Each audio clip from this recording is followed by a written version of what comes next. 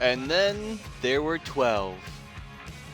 The NFL regular season has just wrapped up just a few days ago,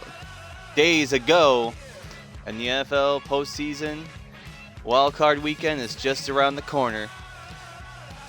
So, Madden, 18 games simulated from season opener to the season finale, went 9-9. So halftime, man got right, halftime, man got wrong. But Madden has a chance to redeem itself starting this weekend. With the wild card weekend, 4 great games this week against 4 divisional champions against the best of the rest.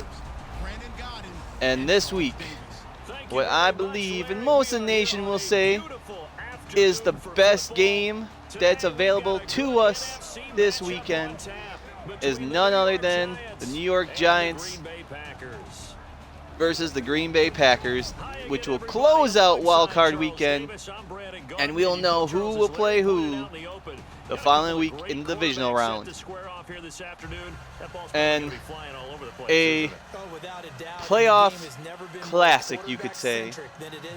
It seems like anytime these two teams, the Packers and Giants, play each other in the postseason, the winner of the game eventually becomes the NFL's champion.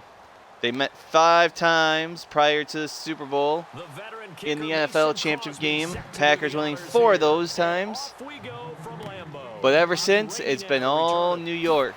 Back in 2007, the Giants beat the Pack in the NFC championship game and went on to beat the Patriots in Super Bowl 42.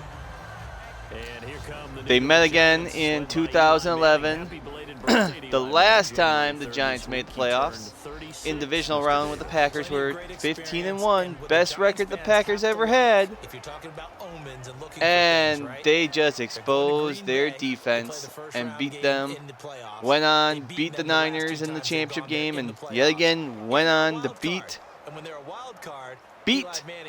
the and 2 Super Bowl championships. Yeah, absolutely. And New England Patriots once again. It'll be a tough road. We'll see. But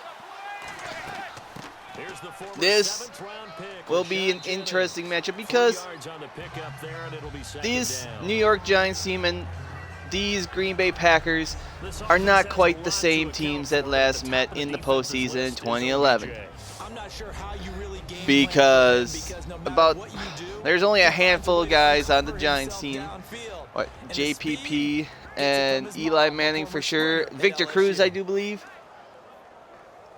They were with the Giants back in 2011 in Green Bay. Oh, there's a handful of guys, but more or less just brand new guys. And of course, the Giants are head coached by former Packers coach, assistant coach, QB coach, whatever, Ben McAdoo. So there's a lot of close ties to this game. But more on this game in a little bit.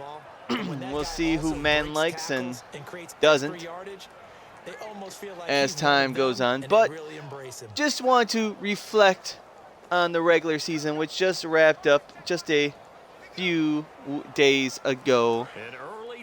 I mean, like I said before, men went 9-9, so half and half. Me, on the other hand, when it came to pick'ems for the regular season, I'm just a little bit better than 50%. I finished 149 and 105, which gives me that was just 3rd and inches. No reason to dance around in the backfield and try and break off a bigger play. Just go pick up the first down, and that's exactly what he did. A 58%, getting it right 58% of the time, so 8% better than men. Can't argue with that, I guess. But, hey, I get to start over now. I got 4 games this week. I got 4 games next week. I got 2 games after that. We skip the Pro Bowl, and we go straight to the Super Bowl. So, hopefully, I can go for 11-11. And quickly, a look back at my my predictions on who's going to win each division and make the playoffs. I got half the field right, but not quite in the right order. The field, looking at, we have in the AFC, New England is the number 1 seed at 14-2. Kansas City gets this other first round bye at 12-4 as the AFC champions, AFC West champions. Pittsburgh won the North, and the Houston Texans won the South. They are 3-4 respectively. With the Oakland Raiders, after losing Derek Carr, it just seems like they're the Hindenburg. They just got that little spark, boom, and they're in flames. They are the 5th seed, and the Miami Dolphins making the playoffs for the first time since 2008. They're the 6th seed. On the NFC side, Dallas Cowboys at 13-3. They're the best team in the NFC. They got home field advantage in the first round bye. The Seattle Seahawks, 10-5-1. They're the number, or no, what am I talking? Atlanta, man, yeah. Atlanta, 11-5. Atlanta, 11-5. They're the number 2 seed and gets the first round bye. Make the playoffs for the first time in a few years. Still is the 3 seed, winning the West, and Green Bay is the 4th seed, winning the North. After, you could say, running the table to make the playoffs, but I don't think that table is completely they completely have run the full length of that table, since there's still the postseason to play. Then the Giants making the playoffs for the first time since 2011. They're 11-5. They are the 5th seed, and Detroit Lions making the playoffs for the 3rd time in 6 years. Good for them. They are the 6th seed in the NFC. So that's how that turned out. Looking at what I predicted, I had in the AFC, I had Cincinnati winning the North and being the number 1 seed. Kansas City being the number 2 seed, winning the West. I got that right. Followed by the Patriots winning the East and being the 3rd seed. I at least got the Patriots part, winning the East, right? And then the Texans, the 4th seed, winning the South. Got that right. So that's. And then the 2 wild cards, Steelers and Jacksonville. Well, let's see. I got the Steelers right, making the playoffs at least. The Texans, the Patriots, and the Chiefs. So that's 4. Bengals and Jacksonville. Well, Bengals, that doesn't surprise me, but Jacksonville, like I said all year, I've been drinking their Kool-Aid since day 1, and I've been disappointed ever since. On the NFC side, I had Green Bay as the number 1 team, winning the North, followed by the Cardinals winning the West as the number 2 seed, the Panthers winning the South as the 3 seed, and the Cowboys winning the East as the 4 seed, and the Giants as the 1st wild card, and the Seahawks as 2nd wild card. So, and on 2nd and 10 now. Oh no, I got 8. Did I get 8 teams? 1, 2, 3, 4, 6, 7, 8. I got 8 out of 12 teams, so I got 4 teams wrong. My bad. But still, I don't know how many people predicted that the Cowboys will have won the East and the Giants finished 2nd, besides me.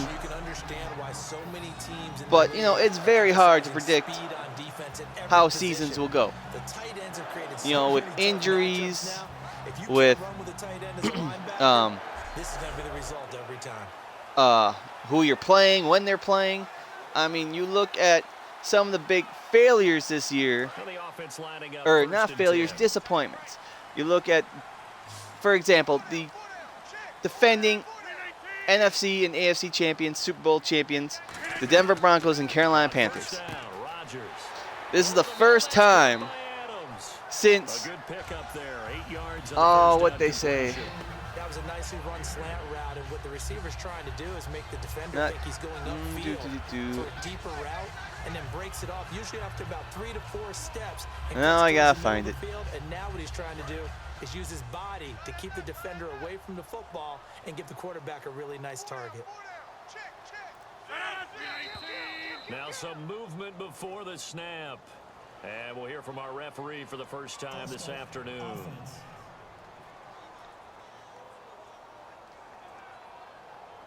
Oh, it was either 2002. Yes, 2002.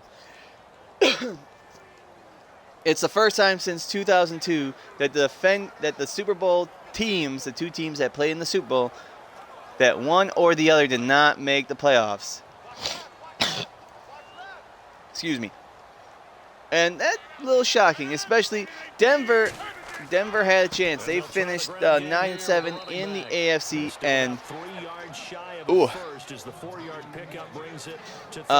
a game behind Miami. Miami finished 10-6, Denver 9-7, and they had a good start to their season. Whatever they did, the moves they made, they worked. They had a good, strong start. I mean, especially with the retirement of Peyton Manning, going to the 1 year, the backup. Losing their backup Brock Osweiler to what was it, $72 million to Houston, and Houston is still regretting that. He's going to get some mention for Defensive Player of the Year. Throwing is Rodgers. He's got his target. It's caught. And I mean, 15 yards through the air on a first Denver down. started the season 4-0. By their bye week, they were 4, 5, 6, 7, 7-3. They were 7-3 at their bye week, and only won 2 games since. They come off their bye week. They lost to Kansas City in overtime. They beat Jacksonville by 10. But then they lost to Tennessee. They lost to New England. They lost to Kansas City again on Christmas night. And then they at least end the season with a win against Oakland to shatter Oakland's dreams of a first-round bye and winning the West for the first time since, 2002, I do believe. So the defending Super Bowl champions, they had a great start to the season. But after the bye week, they just slipped. They lost, too many games against them. But that was where the tough part of their season was. Prior to the bye, their 3 losses were against Atlanta, San Diego, and Oakland. 2 playoff teams and one that I will keep saying is the best team to finish 4th in their division. But after the bye, they lost to Kansas City twice. They lost to New England. 2 more playoff teams, and Tennessee right there, almost AFC South champions. So falling short, but they still finished the season with a winning record at 9-7. Next year they're going to have a new head coach, and it's going to be interesting to see how the Broncos can bounce back, see if they can make the playoffs. They missed the playoffs for the first time in 6 years or something like that.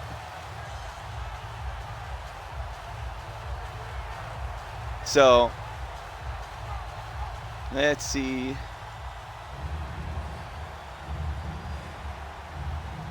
If I can find them.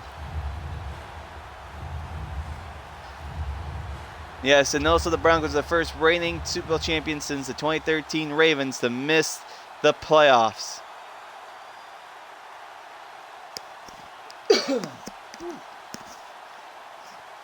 Now after the touchdown, here's Crosby to kick it away. Yes, they missed the first time since 2010 season since they missed the playoffs. And he'll take this across the 25. And I think they won the division, AFC West division, in 2011, 2012, 2013, 2014, and 2015. So their 5-time AFC West champions came to a close. Another disappointment, like I said, the Carolina Panthers. the NFC champions, who a year ago went 15-1. There you go. You had a collection, didn't you? This year they went 6-10, finishing fourth from the bottom in the NFC standing-wise in a relatively tough NFC South this year. Last year it was just all Carolina.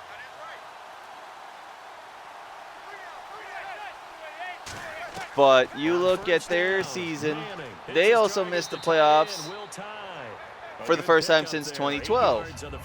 So, I mean, two teams that made the playoffs for the last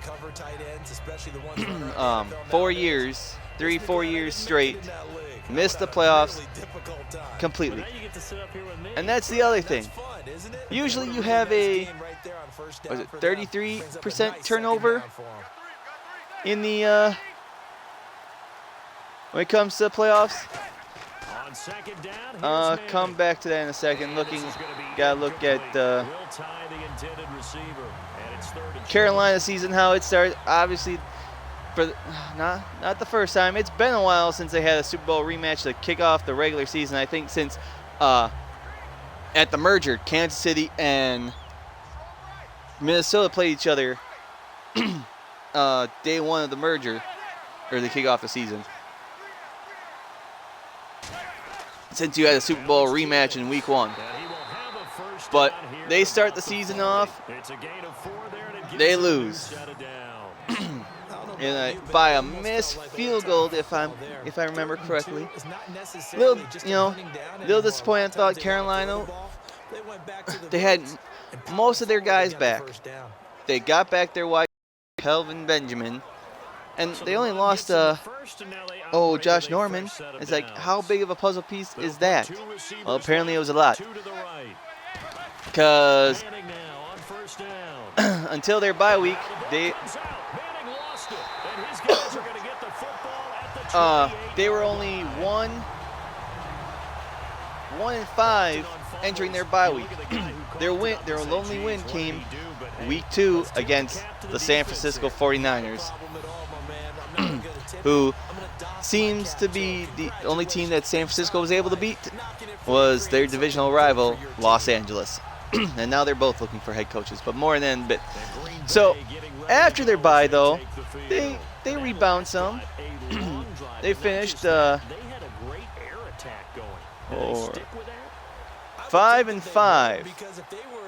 5-5 after the bye. So they finished even after the bye, after a horrible, 1-5 start.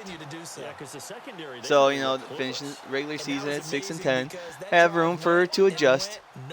But you look at their losses, came against Denver. Well, they missed the playoffs. Minnesota, I'll get to them in a little bit. They also missed the playoffs. Atlanta made the playoffs. Tampa Bay, they just missed the playoffs. New Orleans, division rival, though. You look, bye week, they beat Arizona. They beat the Rams. They lost to Kansas City, who's in the playoffs. They answered back against New Orleans. They lost to Oakland, who's in the playoffs. They lost to Seattle, who's in the playoffs. They beat San Diego. They beat Washington. But they lost to Atlanta and lost to Tampa Bay. So, a little disappointing how the season ended for them. But they just have to know that they can rebound.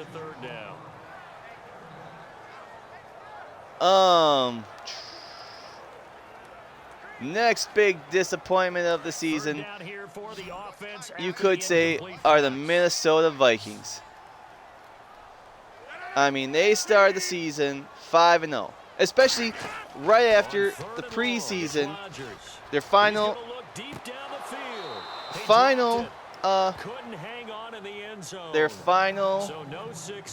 I'm getting there. Their final team practice.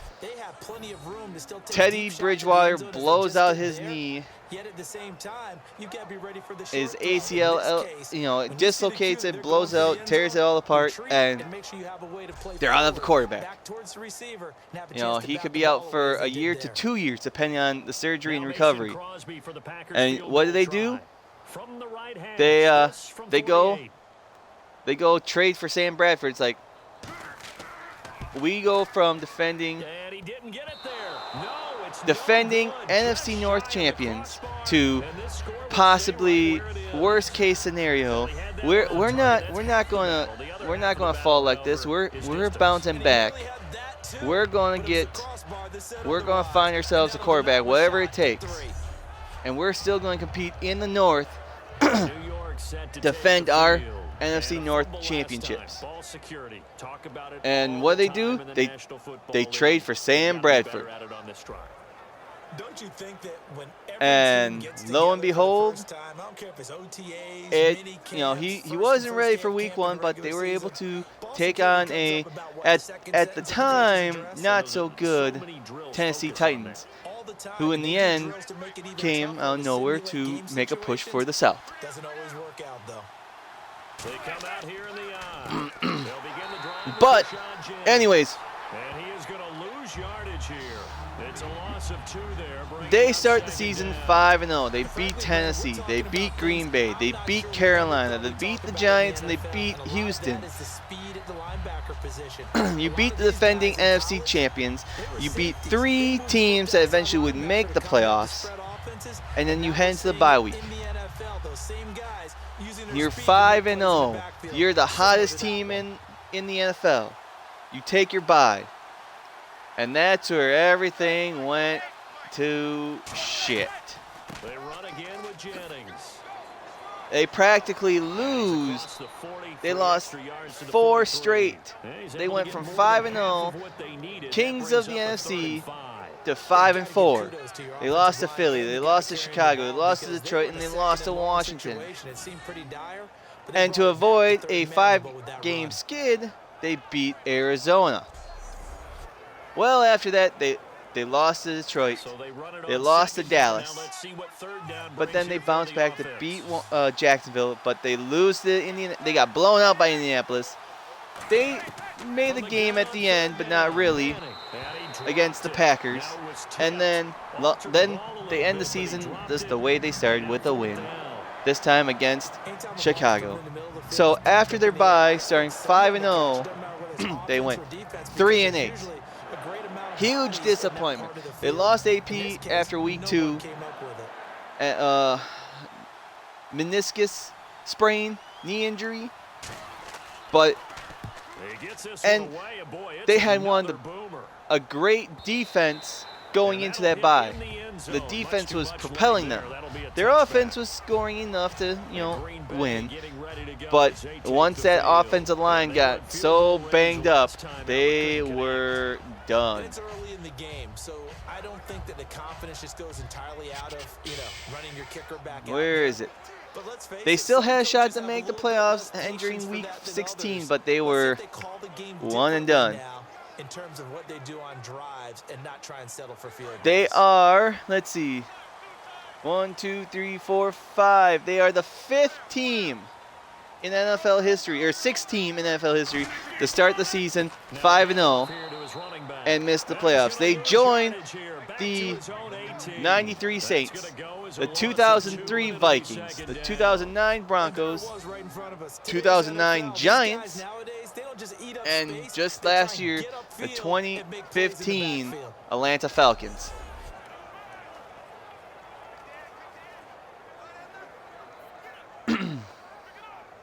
It's already 2nd and 12. The defense so hoping to push them back more. The Vikings, they come out 5 wide, 3 of them to the right side. They had a chance. They really did. They started the season hot. People started buying them. Just as they got hot, Packers started to cool off, and boom, things flip-flop, and who's in and who's out. Well,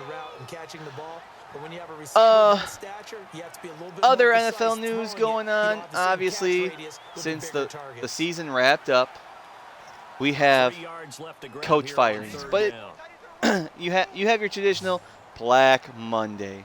which is a sad time because no one wants to see anyone get fired to lose their job. Doesn't matter what you do, who you work for, so on and so forth. Except for maybe if you're an evil dictator or something like that. Or a person that got elected to official office and you can't wait until next election time to try to hopefully vote them out and get, cost them their job. But anyways, it was not, we had our first firing for head coaches wise. Week 13? On fourth down, the Packers hand things over to Jake Shum to punt it. Back deep, Let's see. Odell Beckham. Oh, yeah, they are. Yeah, well, anyways, in season you had Jeff Fisher finally got fired from Los Angeles, the mediocre coach of the century. He was fired as the Los Angeles Rams head coach. Gus Bradley was fired from Jacksonville in week 15, I believe. And Buffalo Bills fired Rex Ryan week 16. And after the season, San Diego fired their head coach, Mike McCoy, and San Francisco fired Chip Kelly after one season in San Francisco. But San Francisco is a dumpster fire, but not as bad as Cleveland, because at least Cleveland has some high hopes for them, it looks like. And one last, not firing, but retired Gary Kubiak after one season with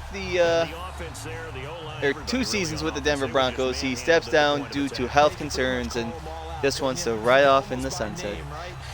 And last year, taking over for John Fox, you go in, you were what, 1 win away from making the Super Bowl the year prior again. John Fox said bye-bye. And then they hired Gary Kubiak. And, he wins the Super Bowl his first year there after, a couple years in Houston, where he had some success, made the playoffs in Houston, but was fired after a crappy year. Rebound as an offensive coordinator, and then was picked as the head coach there last 2 seasons. But hey, you got a Super Bowl ring. Yeah, you want to live as long as you possibly can. So why not go out on your own terms? The offense looks to pick up the first here on third after that incompletion. So one receiver left, we got 3 to the right. 6 openings at head coach. Several GM openings, I do believe.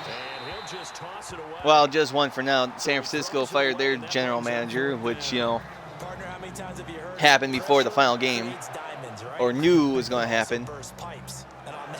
He was with the team for 12 years, so. So, where can these teams go? Like I said, I felt San Diego just couldn't get over that hump. Mike McCoy finished 27-37 with 4 seasons in San Diego, so 10 games under 500. It always seemed like they know how to lose games instead of win. They were in them, but just lost. So, the other question is San Diego, are the Chargers still going to be playing in San Diego? That's the other big news when it comes to, say, Chargers and Oakland. Are they still going to be in those respective cities come next season? We'll find out. But you still got Phil Rivers. Let's see.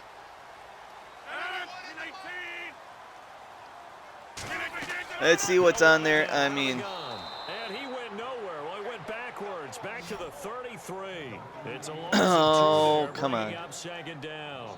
But good luck there as a ball carrier. You get handed that football. Look up. Oh, there's a big D tackle ready to swallow you whole for a loss. Yeah, you kind of count on your guys to give you at least a little bit of time, a little bit of space to try and maneuver. Don't know who their free agents are, but if you look at their IR, it looks like a mash unit.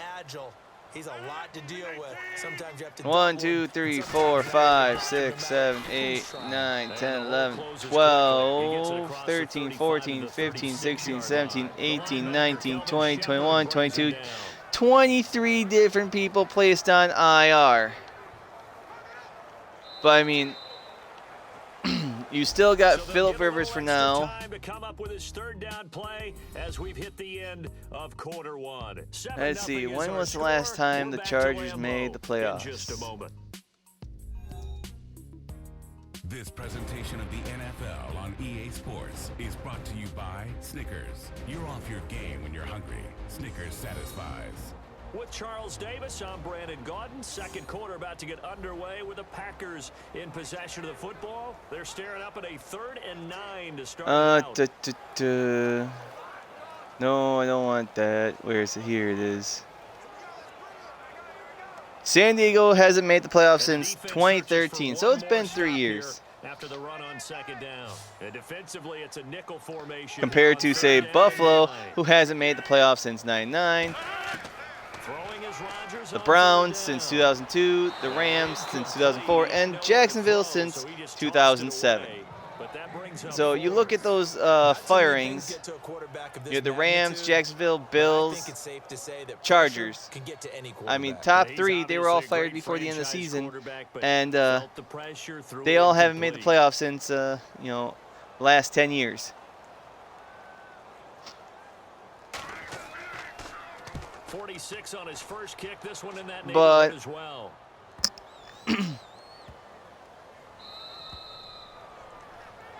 So, Jacksonville. Okay, no. San Diego, I feel like they have a chance if they get to find the right head coach. They can make a push in the West. I mean, so it'll be tough with Oakland and Kansas City there. If the Raiders, if Derek Carr can come back healthy and strong, it's going to be between those two teams for a good while. The Broncos and Chargers, both looking for head coaches. They need to compete with those two teams. The Broncos just needs a little more offense. That was their problem this year. Defense is still stellar, still great, so on and so forth. Chargers just need to know how to finish games and win. You look at, Los Angeles and San Francisco. I mean, they have to compete with Seattle and Arizona. Seattle is still the kings of the West, it seems like, winning 10-plus games for 4 years in a row, or 5 years in a row, which is a franchise best or something like that, I think. I have heard somewhere down the line. Don't quote me on that. But the Rams have a good defense. They had the number 1 draft pick quarterback who can, I don't know how Jared Goff can be. I don't know how good he is. But, I mean, you have a bunch of young talent on that team, especially offense. And Todd Gurley, if you get the right blockers, he could be, he had a phenomenal year 1. They had sophomore slump, but he's there. But San Francisco, they're divisional rivals and also competing against the Seahawks and Cardinals. I don't know where to start there. You more or less, whoever you hire as head coach, you can't just fire after 1 season. This be the 4th upcoming season.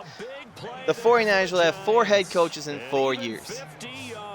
Because they had Harbaugh finish out his contract, or was let go. Then I forget who they had last year. Then they had Chip Kelly this year, and then they'll have a new guy the following year. And the 49ers are doing something they haven't, or we haven't seen 2 one-and-done coaches in a long time. Let's see if it gives me. No, it doesn't. But they did way back in, I think, they did that again in 58 or something like that. So whoever gets the San Fran job, in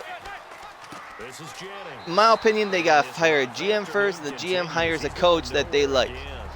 Because I always like that. I never like it when you fire both GM and head coach, but then you hire the head coach, then you hire the GM, but the GM doesn't like the head coach, this and that, button heads, blah blah blah. So they have, in my opinion, they gotta get a GM first, then they should get a head coach. And they obviously they gotta have some turnaround in 2 years before they can make a decision.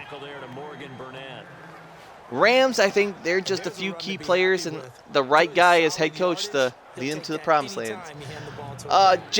Same thing with Jacksonville. They need the right guy. They have the nice talent. They have the raw talent, especially in the AFC South, where they can, win a few more games instead of, say, just 3. I mean, like I said, there were a lot of people that were riding that Jacksonville, were drinking that Kool-Aid from Jacksonville. I was one of them, and boy, oh boy, was I mistaken. But we'll see. Whoever takes over the Denver job, they're more or less, they're set. It just comes down to that offense. Just gotta find the running game and consistent quarterback, maybe. But the big question is the Buffalo Bills. They haven't made the playoffs this century. They have to compete with the Patriots twice a year. They beat the Patriots once this year, but they got to compete with them twice a year. And the Patriots haven't lost the AFC East since 2000. They've been AFC East champions since 2009. 2009, 10, 11, 12, 13, 14, 15, 16. 8 straight years. And that was the last time they missed the playoffs, was in 2008 when they didn't win it. So it's going to be some tough tasks for some of these jobs, in my opinion, Buffalo and San Francisco for sure. But San Diego, Denver, Jacksonville, and Los Angeles, you get the right guys. Well, that's true for anything, and you can soar.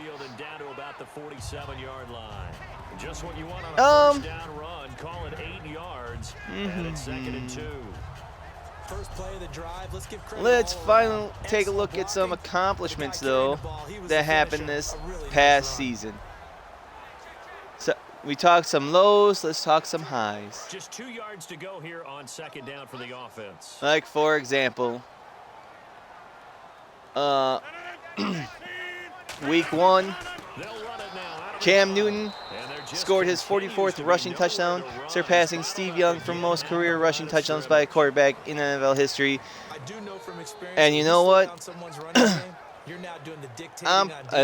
If he can stay upright and not get cheap shot all the time, he has a good shot just to obliterate that record. Maybe expecting a throw. They'll run it now out of the gun. Call it no gain that time. Let's see other accomplishments. Drew Brees in week 2 surpassed Dan Marino for 3rd place on the NFL's all-time passing yards list. Yeah, that's what their job is, and really a lot of the time skip around. Back a little bit in the run game because those defensive Antonio Brown reached 600 catches in his 96th career game, fewest to reach that milestone in NFL history. That was week 11.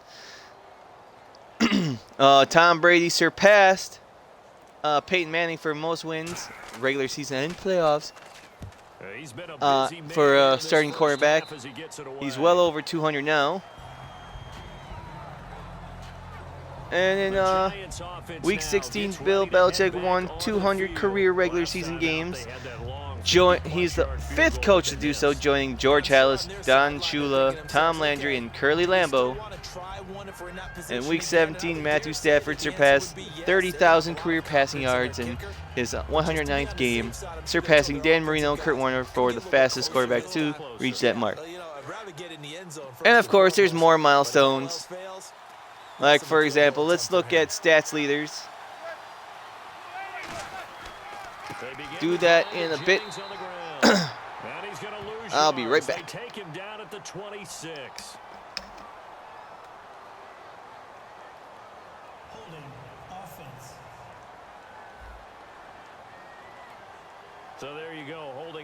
offense, and that'll push them back. Changes everything now as you try and figure out what your playbook has for you. Longer yardage situations, tougher to execute and pick up first downs.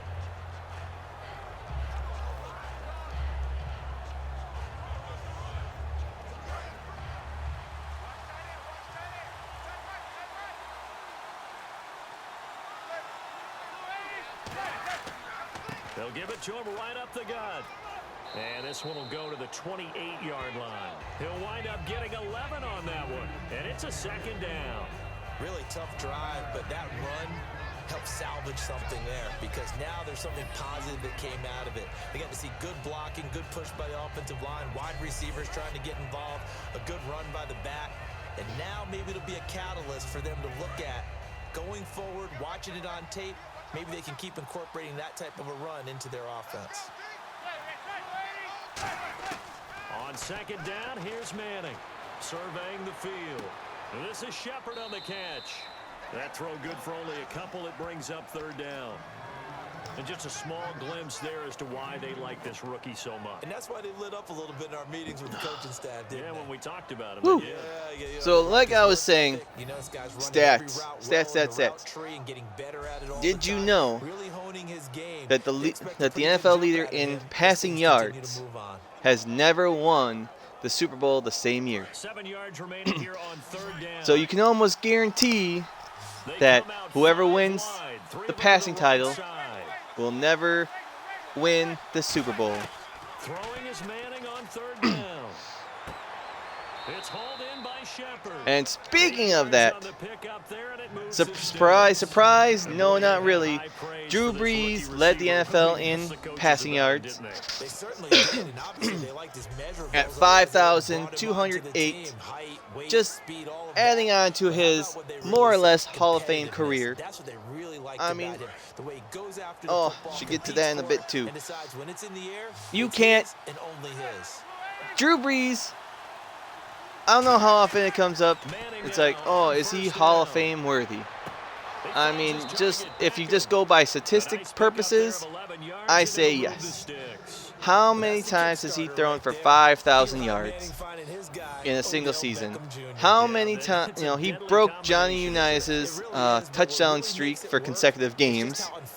A touchdown, most touchdowns, one per game streak or whatever.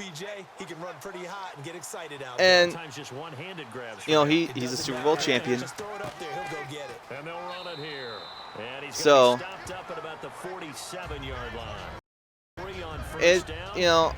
I truly think he's probably not a first ballot Hall of Famer, but I will say somewhere down the line, he will be a future Hall of Famer. Wasn't a big run given up. They don't always have to absorb the body blows. Sometimes they dish them out themselves. Oh, where is it? They go play action for Jennings. Now Manning finding time. He's going to loft one deep left side here. Oh, because what we got right now in this game. 7-0 Green Bay with 6:27 left. Brandon, this is a veteran quarterback back there. He should know better than to make a throw like this. This is definitely not his best ball. And I think he knew this was trouble the second it was leaving his hand.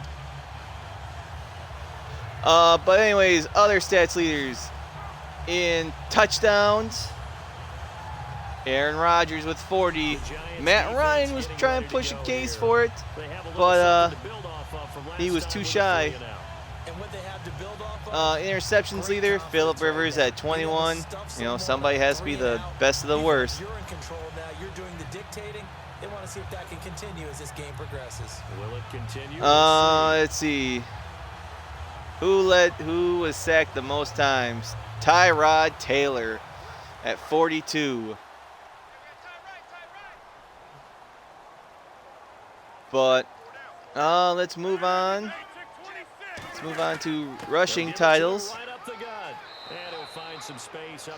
Zeke Elliott, the rookie, finished first in rushing yards. Jordan Hayward was 2, and DeMarco Murray was 3. But 16-31, and Zeke Elliott didn't even play in the final week. Because the offensive line is winning at the point of attack. Let's see. This is not what second down, here's Rodgers. Throwing for his running back, and he's got him complete. And he takes this one just shy of midfield. Let's see. Yes, I think this is the list I want to see. And this is why trying to cover the angle route is so difficult. Anyone playing the linebacker position, when they see a running But back, okay, other statistically, okay, Ezekiel Elliott led the league in rushing yards. LeGarrette Blount led the league in rushing touchdowns. Nice pickup for a first down. And now a first down following that long gain. Receiving titles. Receiving yards, T.Y. Hilton. Woo. That's a little surprise. He led the league in receiving yards with 1448. Julio Jones was just 39 behind him, 39 yards. Receiving touchdowns, Jordy Nelson at 14. Only 1, 2, 3, 4, 5 players in the NFL finished with double-digit touchdowns. Jordy had 14. Antonio Brown, Devontae Adams, and Mike Evans had 12. So Jordy's teammate Devontae was just 2 behind him. And Odell Beckham Jr. finished the season with 10. Ooh, kicking stats. Ooh, field goals made, Justin Tucker. He was 38 for 39. Can you be more accurate than that? The longest field goal of the season was Chandler Catanzaro from Arizona, 60-yarder. Oh, we had some. Let's point after touchdowns, accuracy. 1, 2, 3, 4, 5, 6. 6 players finished the regular season.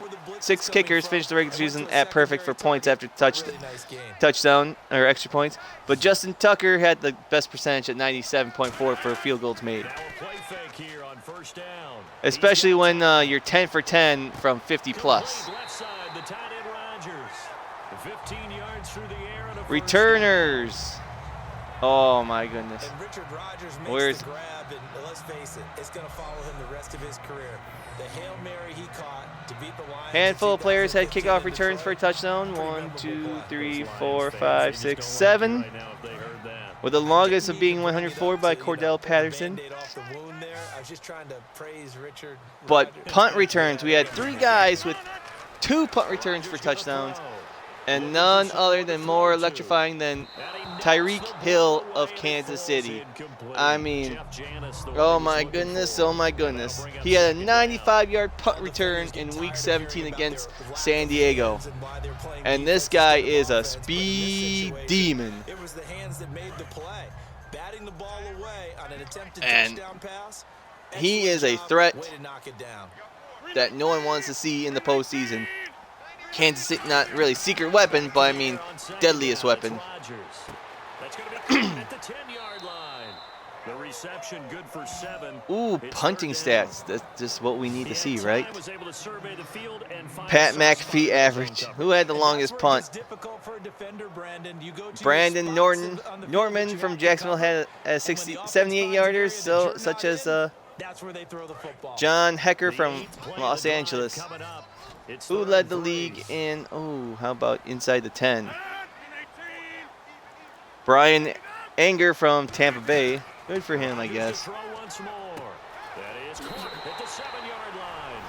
And he's gonna But take defense, it. let's take a look at defensive stats, the finish off stats, and then we'll get into the Hall of Fame Touchdown grab. And the Packers finalists. Not finalists, semifinals. So on third and medium, they dial up the pass, and it works to hit the end zone. And it's really not a surprise to me. That's a throw in the NFL because of how tough it is to run the football. But what offenses like to do is still Cohen show at run formations Alexander to from make Tampa them Bay, he led the respect league it with and throw tackles. out of those. Solo In this tackles, case, they took a 108. nice shot at the end zone and made it pay off. Now Crosby for the point after. Vic Beasley Jr. led the league with sacks at 15 and a half. Interceptions, that was Casey Hayward of San Diego, led the NFL with 7. Packers touchdown. Interceptions returned for a touchdown. How many did we have this year? We had 4 guys with 2 and a handful from the rest of the league. But the 2, we had Bradley Roby, Eric Barely, Malcolm Jenkins, and Deion Jones. Who led the league in safeties? Anyone? I know there had been a few. There were 1, 2, 3, 4, 5, 6, 7, 8, 9. 9 safeties this year. Now after the touchdown, here's Crosby to kick it away. How about team stats? Let's look at team stats real quick. Fielded a couple yards deep.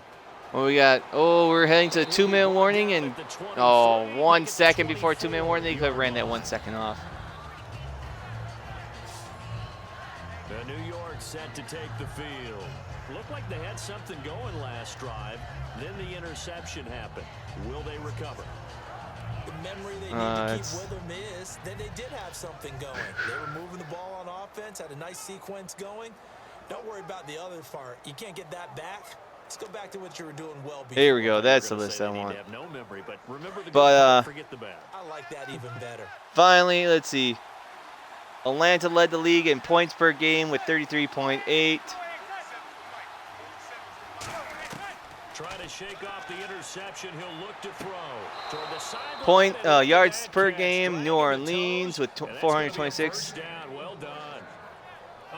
New Orleans led the league in passing yards per game with 317. We're back to Lambeau following these words. Buffalo Bills actually surpassed Dallas for rushing yards per game at 164.4. Orlando, where Larry Ridley is standing by. He'll have highlights and analysis of this first. Oh, and time of possession, Eagles at 32-31. And what a surprise here, San Francisco led the league was dead last for time possession at 26.55. They'll run it now out of the gun. And this one's going to go the wrong way. Losing yardage. Defensive stats. It's a loss of a yard there, and now points per game. New England only average of giving up 15.6, while San Francisco average about giving up 30. And seeing nowhere to throw, he chucks this one away from harm. Incomplete. Now it's third down. Dallas Cowboys only average giving up 83.5 rushing yards per game. While the Denver Broncos only average 185.8 yards given up per game. So, you know. Third and 11. And some extra depth to the second. There's no surprise there. Interceptions. Kansas City led the league in interceptions with 18. Kansas City also led the league with 4 interceptions returned for touchdowns. Partner, I think that completion takes the definition of dink and dunk to a different level, doesn't it? Who led the league in takeaway or sacks? Arizona at 48. Or average of 48. No, total of 48. One of their few bright spots so far. Oh, let's see. That's okay. But anyways, let's. No returning this one. It sails out of bounds, and they'll spot it right at the 20. Aaron Rodgers, he's getting ready to go again here on offense. And he's been good. 2 first-half touchdown passes, no interceptions so far. I know.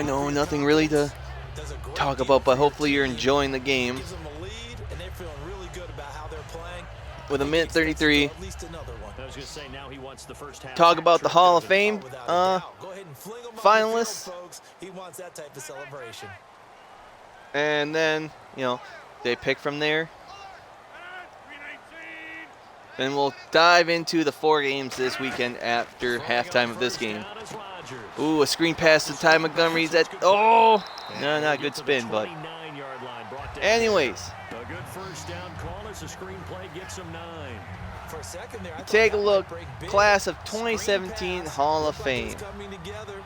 These are the finalists. These, Still ended up with a solid game. like, only half of these guys will make it. 2 will be the Hall of Famers. And that'll be announced the day before the Super Bowl. Rodgers to throw on second down. And the hit jarred it loose. It's incomplete. And he's certainly not a guy that drops that football very often. Indeed. Well, we have 15 finalists and 18, or well, comprised of, there's 15 modern day era finalists with 18 finalists total, with the former Seahawks safety Kenny Easley was announced as a senior finalist from the senior committee, and Cowboys owner Jerry Jones and former commissioner Paul Tagliabue were announced as contributor finalists back in August. So we have those three, plus these 15. Now I may butcher their names, so excuse me. I apologize. But we have Brian Dawson, safety. Jason Taylor, defensive end. LaDainian Tomlinson, running back. Morton Anderson, kicker. Don Correll, coach. Kurt Warner, quarterback. Terrell Davis, running back. Isaac Bruce, wide receiver. Terrell Owens, wide receiver. Tony Buselli, offensive tackle.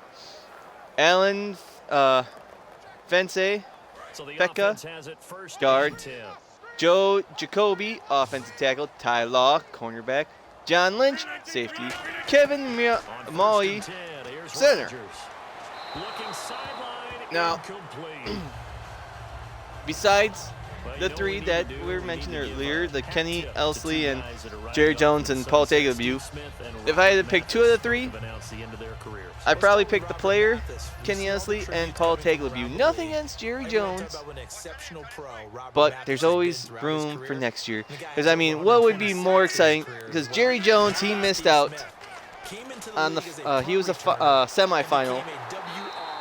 But what would be, how great would it be if you had Jerry Jones and Jimmy Johnson as Hall of Famers the same year, right? Maybe, depending on how their friendship has turned out. But anyways, looking at this quick list, it seems like most people are just drooling all over LaDainian Tomlinson, saying I think this is his first year of eligibility, or second year, 2011. Yeah, this is first year of eligibility. And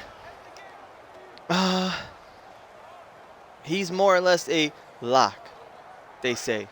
Looking to jam the receivers at the line here. Press coverage look defensively. And they'll come out in the pistol. I mean, looking at who else is on this list, I say yes. He sets to fire deep. Another name I think is almost a guarantee. I would like to see. It's like half this list is going in.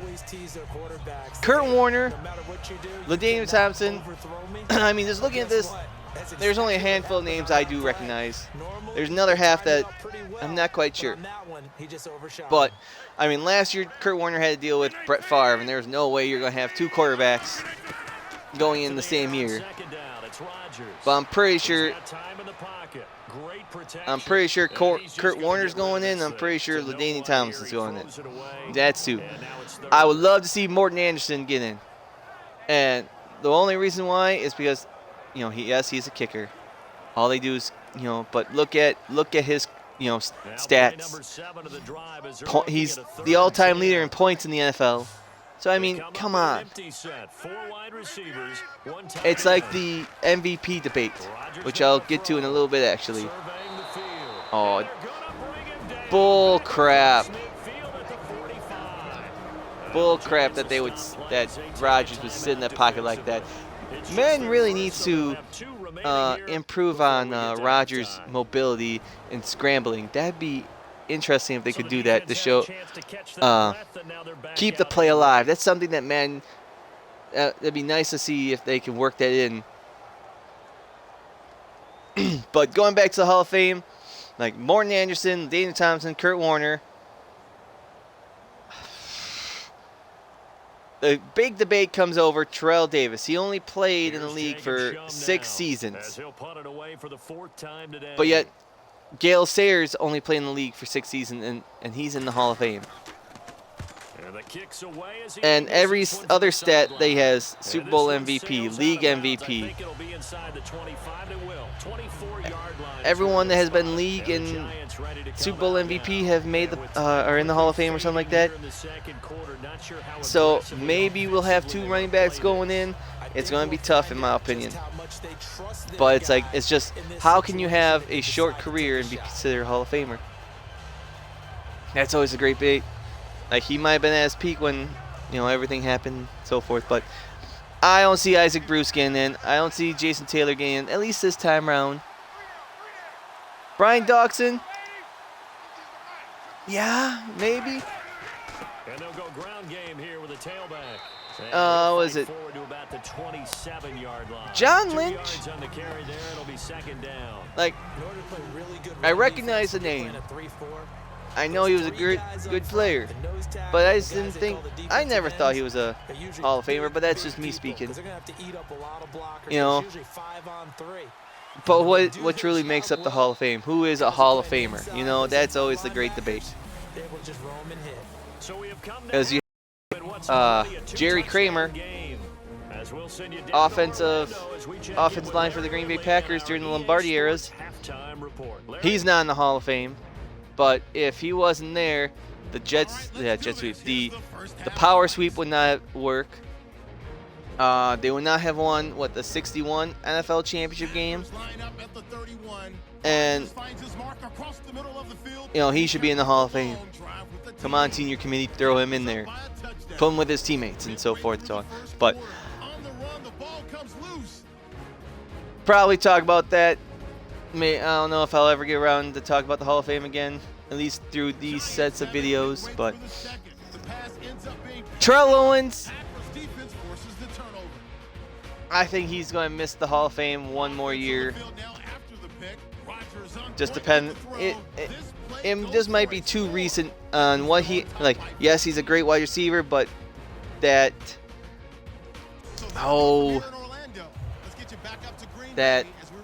off the field antics and stuff like that. Not even off the field, the locker room antics. That's what's going to hurt him, and I think maybe some more time needs to pass. But one more thing I want to talk about before we get into looking at the 4 games this weekend, and that's the MVP race.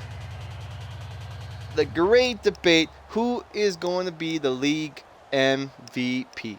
Is it going to be Tom Brady? Is it going to be Aaron Rodgers? Is it going to be Matt Ryan, Derek Carr, Ezekiel Elliott, Dak Prescott, the Cowboys front 5? So both teams have their marching orders. And what makes an MVP? What makes the most valuable player? Well, who's most valuable to their team? Isn't that what it is in hindsight? If you took this player out from Team A and plug him into Team B, does that make Team A 10 times worse? And does that make Team B 10 times better?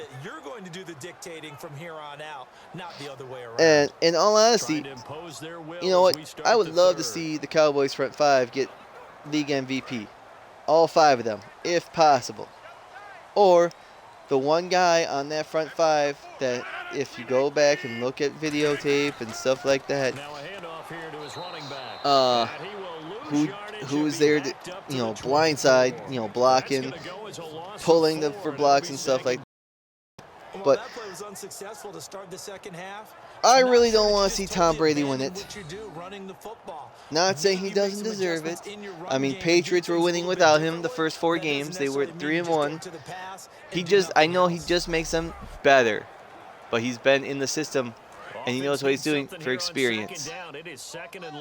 So does age equal MVP?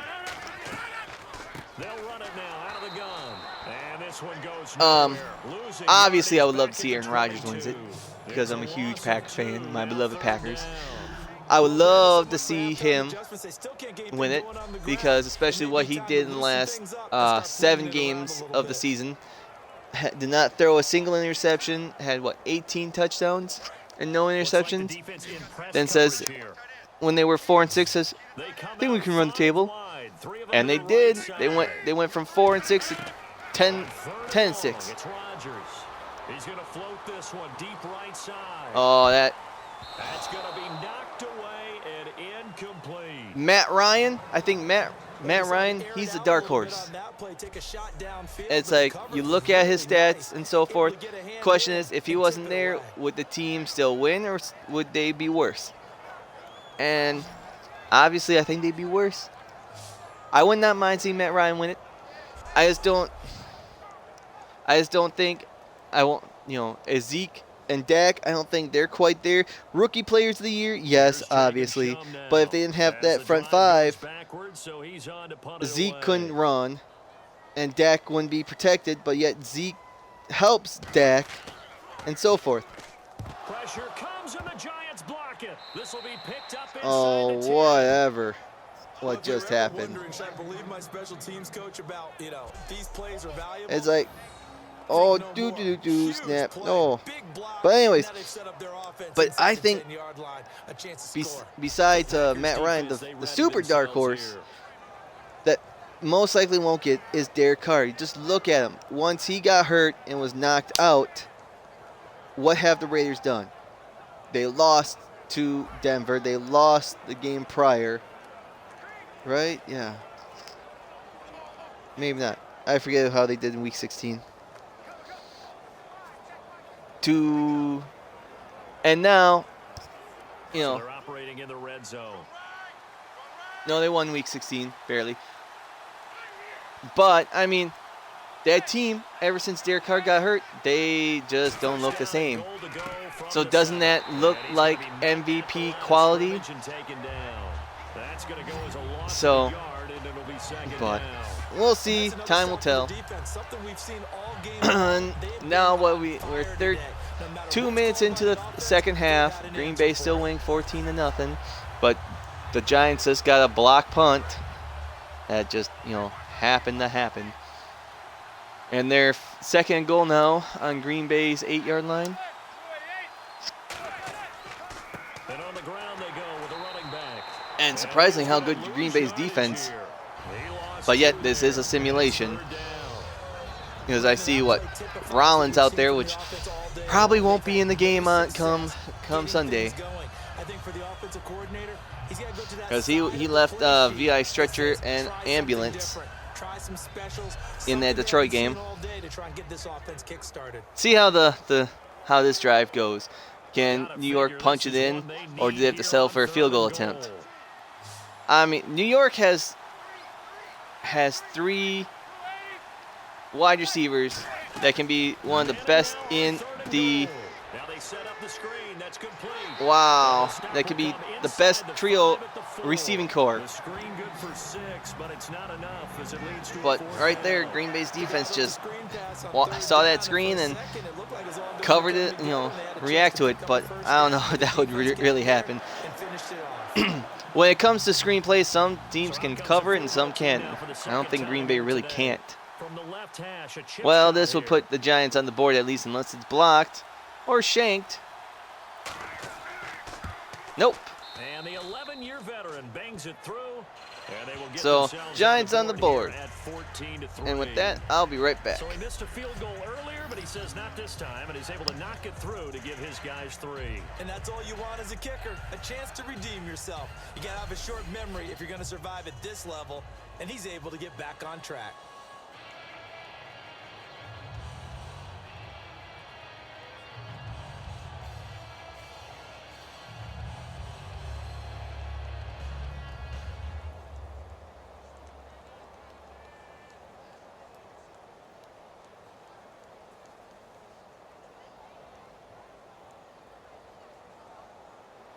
Now it's Gold after splitting the uprights to kick this one away. That'll be taken in the end zone. And he'll elect not to return this one, so they'll bring it out to the 25 on the touchback. Now the Packers get set to go. And on the last go-around, they really couldn't get anything going. They had to punt from deep inside their own territory, which means you're going to lose the field position battle as a general rule. What they're looking for now is a little more consistency, move the ball at least a few times on offense, get a couple of first downs, and hopefully flip the field. Yeah, just something to build off of. That's what they're looking for here.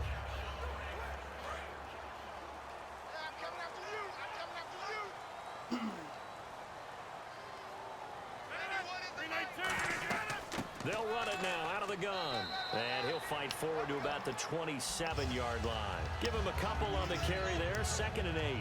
Yeah, that wasn't a big run, just a short one. Okay. Guess what? Sometimes Where are we? Third quarter, 11, about 11 minutes left. 2nd and 8, Green Bay's got the ball at their own 27, but here we go, finally. The playoffs are here. We started with 32 teams, and now we're down to 12. Now, 8 of those are divisional champions. They fought hard to win their division, be the best of the best. And the remaining 4 teams try to beat the best of the rest. The heck? Did they just add the Conor McGregor strut in here? It'd be fun to see Aaron Rodgers do that, but anyways. Looking at Wild Card Weekend, I mean, you look at Wild Card Weekend and you're thinking to yourself, can't the NFL do better? You start off with Oakland at Houston on Saturday, followed by Detroit at Seattle. On Sunday, you have Miami at Pittsburgh, and then, of course, you finish Wild Card Weekend with the New York Giants versus the Green Bay Packers. About the only game that's a must-see. Jared Cook, 31 yards, and the Packers add on to their lead. Boy, it's nice to have that big, reliable target you can go to. You know, is the must-see game of the week. Just because of the last 2 times these 2 teams met in the playoffs, how that ended. NFC Championship game in 07, overtime field goal. 2011, Giants just take care of a 15-1 team that, you know, had no defense all year. And it's 21-3. And now, round 3, that was NFC Championship game, divisional round, and now wild card. And the thing is, all 3 years now, they played each other earlier in the season. Back in 2007, back in 2011, and now 2016. But the thing is, Green Bay played at New York both those times. One was in week 2, one is in week 13, I believe. Week 2 in 2007, they took care of the Giants. And the Giants started the season 0-2 that year. Made the playoffs as the 5th seed and ran the table. They were the road warriors, you could say. And boy, he's going to take this all the way down inside the 40. That meeting back in 2000, their regular season, Green Bay won 35-13. And they started the season 4-0 that year in 07. And it needs to be a touchdown, not a field goal. And you know, the Giants were still trying to figure themselves out that year, and you know, they pulled things around. I don't think, if I remember correctly, I don't think Eli even played in that game. He might have been hurt. He might have been, but you know, I could be just or something. But anyways, that was then. Then back in 2011 when they met in the regular season, well, in the NFC Championship game then, they went into overtime. Green Bay got the ball first, but Favre's final pass as a Green Bay Packer was intercepted, and the Giants won on a field goal after their kicker missed twice. And who knew that was going to be it was kind of fitting, to be all honest, kind of fitting. It really summed up Brett Favre's career in a whole, but at the time we thought it was over, but it wasn't. Obviously, he went on to play 3 more seasons, but it just seems like he knows how to finish his career by throwing an interception. He's the all-time leader in interceptions And I think he's going to hang on to that record for a very long time. But anyways, back in 2011, when they met in the regular season, Green Bay and the Giants, it was week 13, and Green Bay won on a last-second field goal. The Giants just tied up the game at 35 apiece. But Rodgers, like 2-3 plays, boom, boom, boom, line up for a last-second field goal. Mason Crosby kicks the game winner, and the Packers improved to 12-0.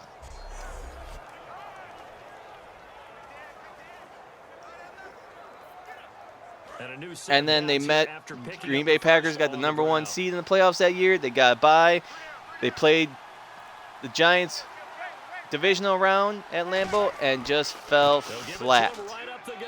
He'll get this down inside the 10 for a pickup of about 3. Well, I think we know by now that every run is not going to be broken. They were losing 20-10 at halftime. And they tried to pull. They were getting a little close. It was 13-20 after the third, but then the Giants have scored 17 points, and Packers only got one more touchdown.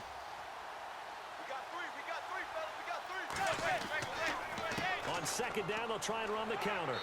Only about a yard there. So now it's rematch number 3. This go round, they're playing. Yet again they're playing at Lambeau. This year, they played each other in week 5. They met each other in week 5.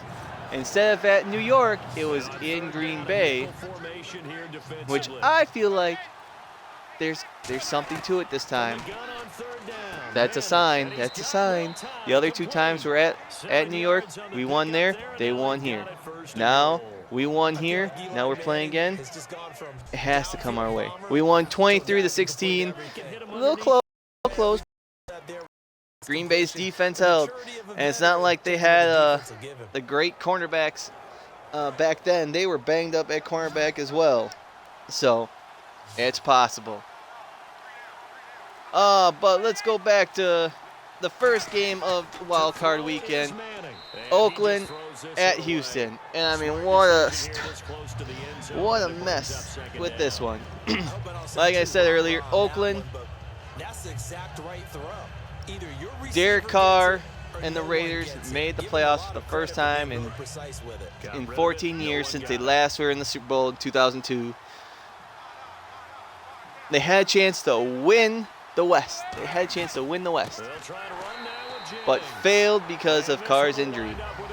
And so, okay, Derek Carr, he gets hurt. No problem. We have Matt McGloin, who's been with the team for several years. Throw him in week 17 against Denver. Oh, he hurts his shoulder. Hey, let's send out our third guy, Connor Cook, who's going to make his NFL debut. And the first time ever a quarterback to start, his first career start is in the postseason. From the gun, it's Manning. And that is caught. He's got it for a touchdown. It's like they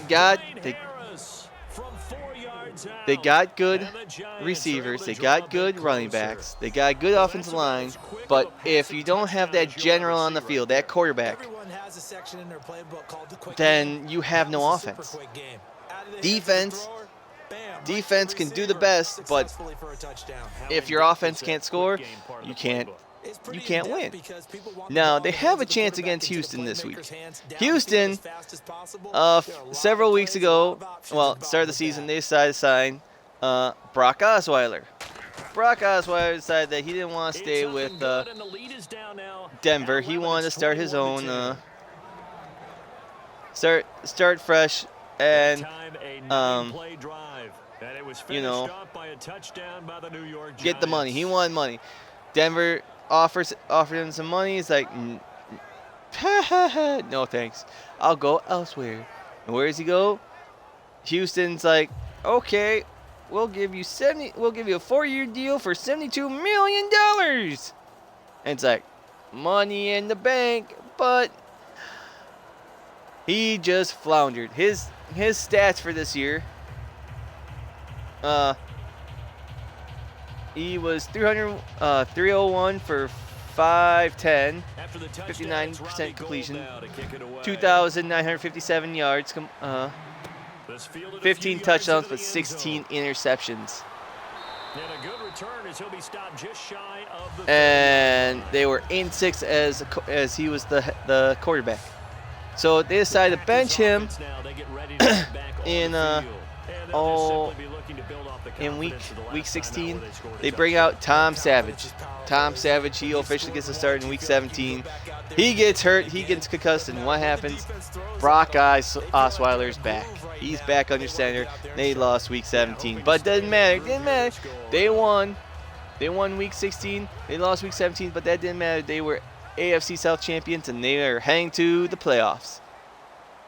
And might I add, the Super Bowl is being held in the Texas Stadium at NRG Stadium in Houston. So there's a possibility that they may host the Super Bowl, which I highly doubt. This game, I think, is a perfect matchup between both teams.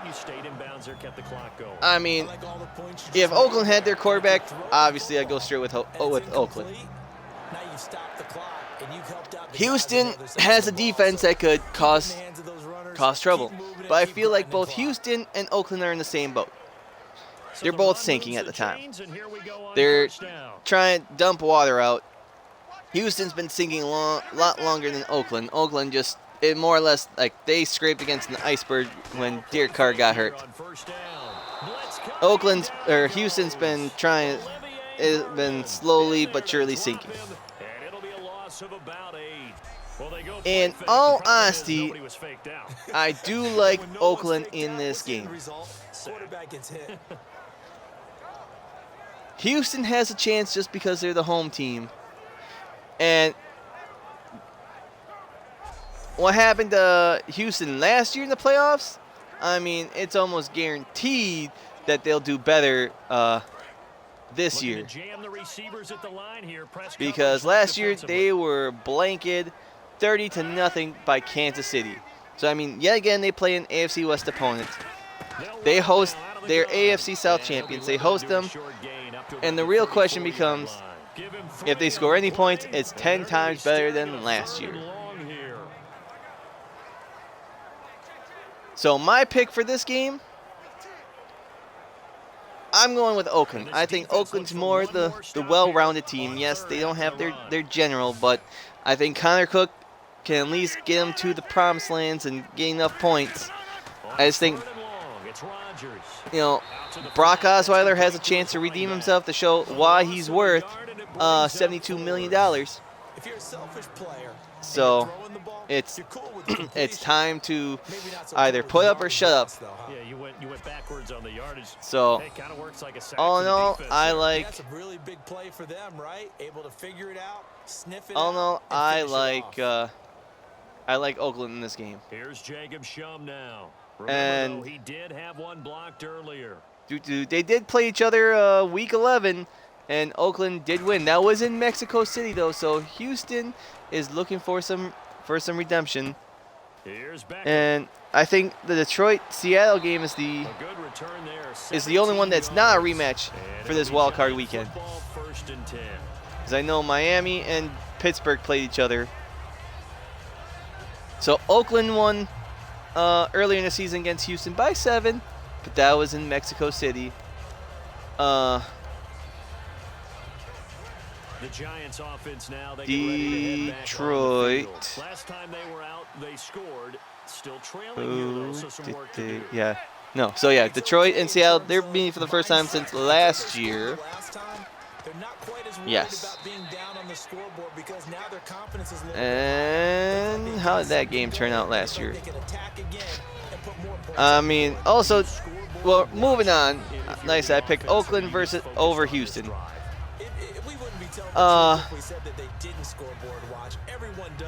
Detroit's trying to find their first playoff victory in a long time. I think since 91.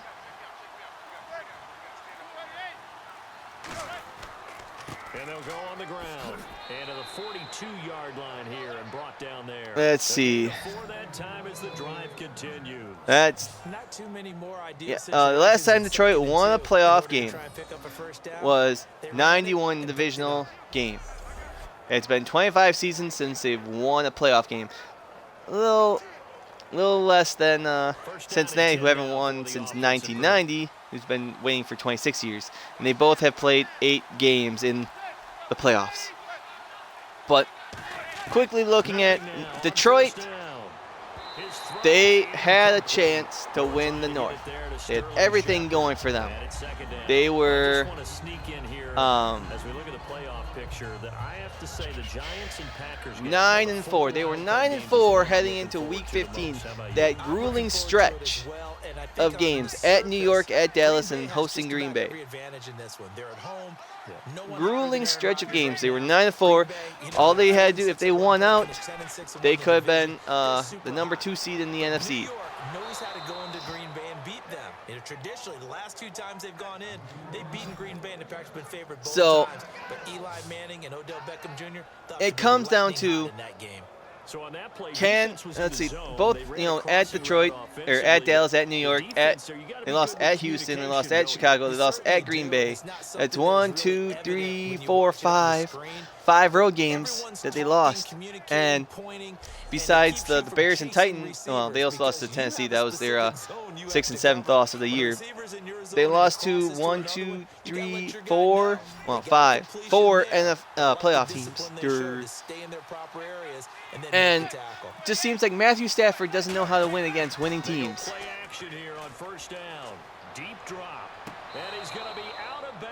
And when Seattle and Detroit played each other last year, Seattle had the last laugh, and that was at Century Field. Detroit lost 10-3. And I'm sure Detroit would be happier if they could change things. And it's very interesting how this it'll be interesting how this game comes around, because if you look at Seattle's schedule, how they finished down the stretch, they started the season 3-1. Only loss before their bye in Week 5 was against LA, who they had troubles against. But then they won against Atlanta, barely, might add, at home. They barely won against Miami Week 1, but they took care of San Francisco and the New York Jets Week 3 and 4. They tied in Arizona. 3 quarters have come and gone. We'll return with more then they lost at New Orleans, but then they reeled off 3 straight wins. Buffalo, at New England, and Philadelphia, which, solid win, 7-2-1 after that. But then they lost at Tampa Bay. They won Carolina. They lost at Green Bay. They won at home against LA. They lost hosting Arizona, but they lost hosting Arizona, but they won at San Francisco. So they've been on and off. If that trend continues, they would lose to Detroit. But Detroit is on a 3-game losing streak. They haven't won against a playoff team all year. Any team that's in the playoffs this year, they haven't won against. But they played against or something like that. Blur, blur, blur. And Detroit has the offensive power to score points. They have some good defensive players. Detroit can shake up Seattle. They just might have a chance. And, this is unlike Oakland-Houston, which more or less is like a dumpster fire, this is a game that's worth watching. Seattle-Detroit. Detroit, like I said, has not won a playoff game since 91 divisional round. They lost in the NFC Championship game in 91. They lost to Washington. In 93, they lost the wild card game against Green Bay. 94 wild card game against Green Bay. 95 wild card game against Philly. 97 wild card game against Tampa Bay. 99 wild card game against Washington.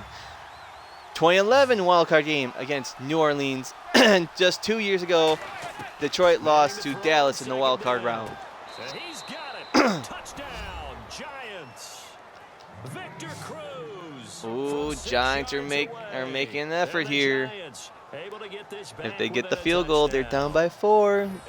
Just as the start of the fourth quarter, so Green Bay needs to get something going. But in all honesty, they should have won that game against Dallas for sure. They should have, in my personal opinion. And you know, Seattle, they made the playoffs last year. They lost the Carolina divisional round. They somehow got past Minnesota in the wild card just because Blair Wall shanked a chip shot field goal. Oh, New York's going for 2. Makes sense. Eli's going to throw. And this is caught. They got it. Ooh. And that could be an important 2 points. So, back within a field goal. This game, it's a tough one because, all honestly, you go with Seattle in this one because home team, they're always different at home. Detroit, you want to pick them because you feel sorry for them. They're the underdog. They've been through a lot. It's time to, but all honesty, I would love to see Detroit win, but I go with Seattle. But I don't think Seattle is the team in the NFC to go all the way. So with that game, that dumpster fire, like I said, I gotta go with unlike the dumpster fire, I gotta go with Seattle. I gotta go with the home team here. Last year, all road teams won. First time ever in this playoff format that the road teams won. So that just showed what those divisional champions were like. Not good enough. So Oakland in the first game, Seattle in the second game on Saturday. Now Sunday. No, excuse me. Sunday rolls around. We got Miami at Pittsburgh. And these two teams did meet each other in the regular season. They met in week 6 at Miami, where Ajayi just went crazy all over the Steelers. And that was where the Steelers, they sucked on the road. And that was the start of Miami's 6-game winning streak. And one reason why Miami's in the playoffs. They started the season 1-4.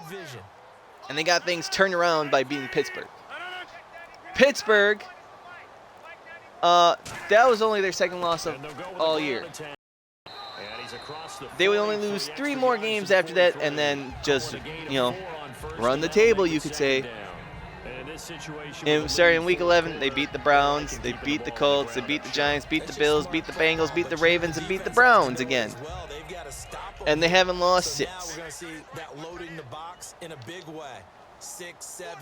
And so we have a rematch. This is the second rematch of the weekend from the regular season. On second down, here's Rodgers. And his throw is incomplete. And Miami doesn't have a quarterback, but they're in a better situation than Houston and Oakland are because Matt Moore knows how to play. Miami hasn't won a playoff game since the 2000 AFC wildcard. They've made the playoffs 3 times since, but have lost all 3 times. Well,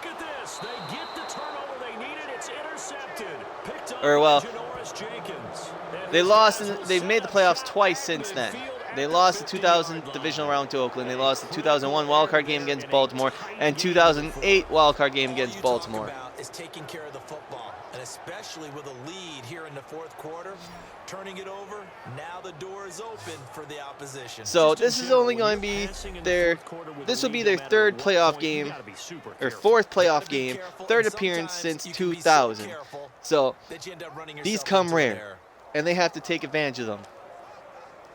Pittsburgh's last playoff win was last year when they beat Cincinnati and then lost to the eventual Super Bowl champions Denver. And this is the first time that the big three in Pittsburgh will be playing at the same time. Antonio Brown, Le'Veon Bell, and Ben Roethlisberger.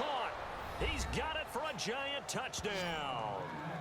Odell Beckham, 50 yards. So, G-men have taken the lead. I mean, for the most part, yes, I'd pick Pittsburgh in this one because they're on a roll, they're a hot team, and they're not looking back.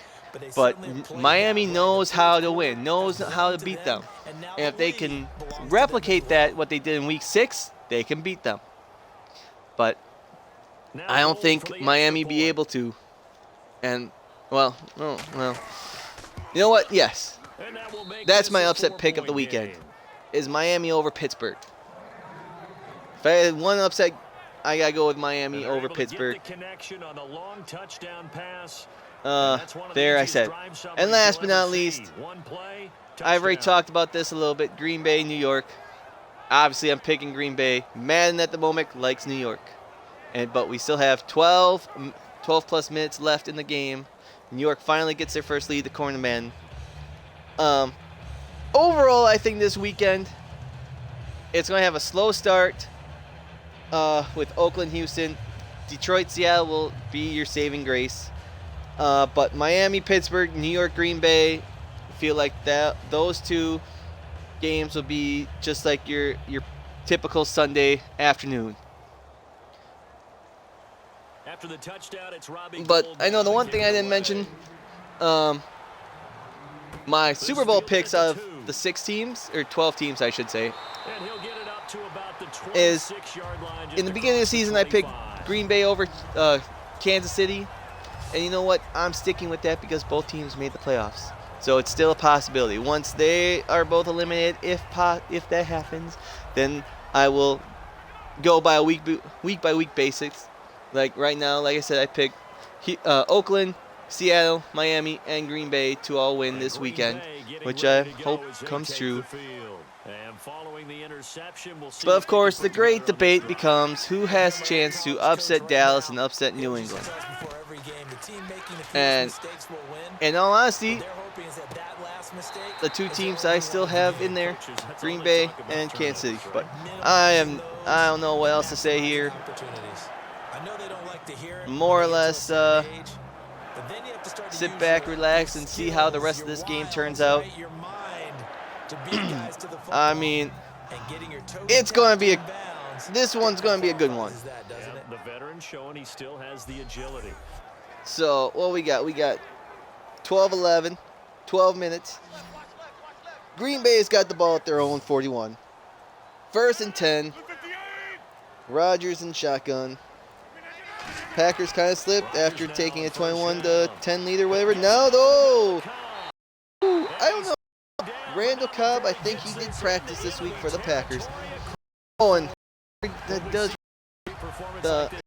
I know I didn't talk about it, and I'd like to right now, is the New York Giants wide receiving core. On Monday, they head down to Miami to party and to relax because it was their off day. And of course, in this day and age of social media, you get a picture of them standing on a boat, shirtless, showing off their tats. And, you know, the question is, what are they doing? They should know better. They got a big, important game this Sunday. And you know how bad that's going to look if they lose? You know, if Odell Beckham Jr. and company don't go out and have the game of their lives and pull out the victory in Green Bay, you know how much this pitcher is going to haunt them? It's sad but true. And of course, they go ask Eli Manning, how does he feel about this? He felt he was a little disappointed that he wasn't in the picture. He had to be the one to take it or whatever. And you know what? Like, I have no big issue with it.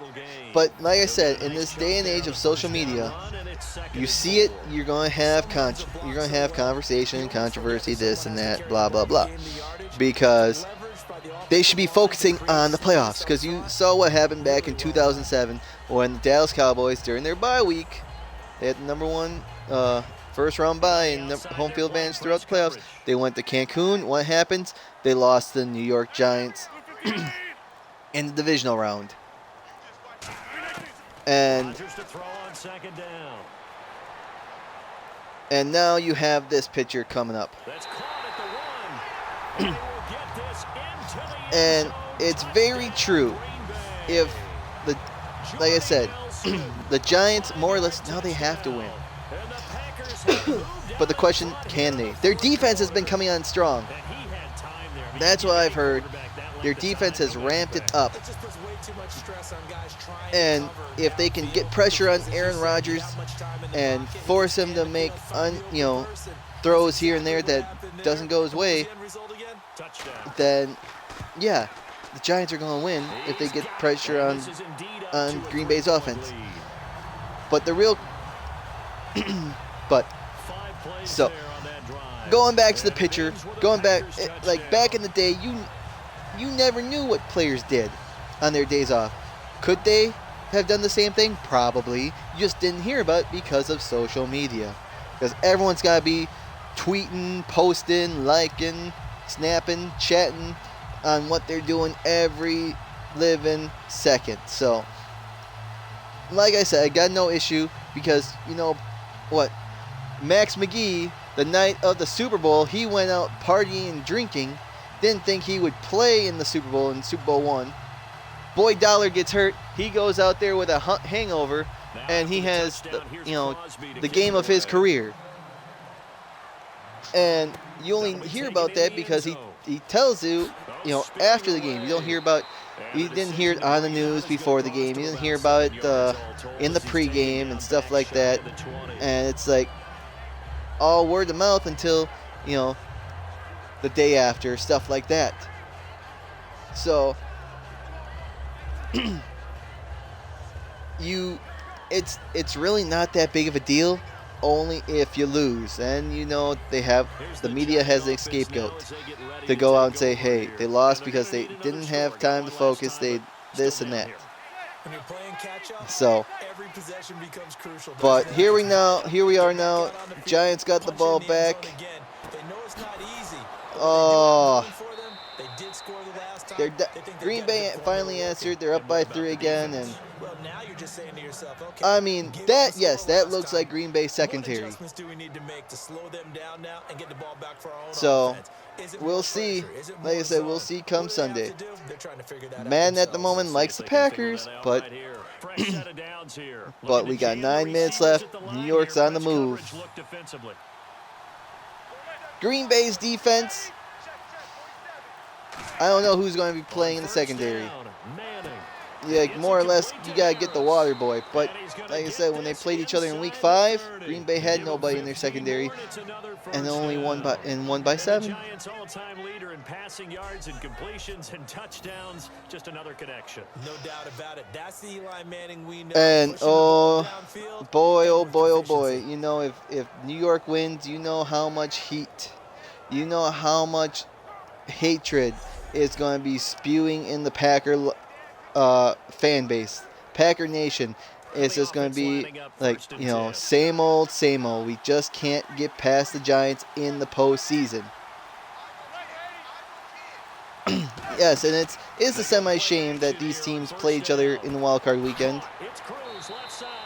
But that's how the cookie crumbles. Pick up a 14 yards and it moves the sticks. We got 8 minutes left. Ball at Green Bay's 14, and New York is just 10 yards away from first and goal. 14 yards from a touchdown. And like all of a sudden, now the game has picked up. Beforehand, it was all Green Bay, slow going here and there, and now all of a sudden, touchdown here, touchdown there. Crossing from your zone to the next zone, he's coming your way. Make sure you have him, and then when the ball is actually thrown, secure the tackle. And they're moving on crossing routes. If you miss a tackle, here we go, handoff to New York, and Green Bay is all over that. The line of scrimmage, and he goes down right there. Officially no gain on the play, and it's second down. So 7.5 minutes and counting. Time is ticking, and if this was real, my heart would be beating like a jackhammer.